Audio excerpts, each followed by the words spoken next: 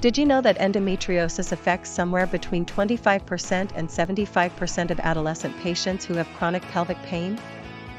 Really? That's a huge range. And the diagnosis is usually made surgically through laparoscopy, right? Exactly.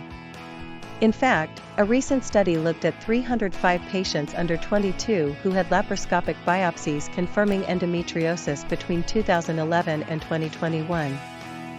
Interesting.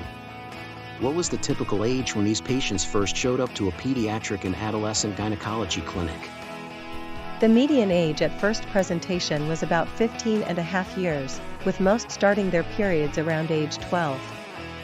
I read that nearly half of these patients had a family history of endometriosis, especially among first-degree relatives, which suggests genetics plays a big role. Yes, about 45% had a family history, and 68% of those were first-degree relatives, supporting the genetic link theory. What kinds of symptoms were most common among these adolescents before surgery? Severe menstrual pain was reported by over 58%, and progressive dysmenorrhea affected nearly 77%. Many also experienced heavy bleeding and cramping before periods. Were there other symptoms besides pain and bleeding?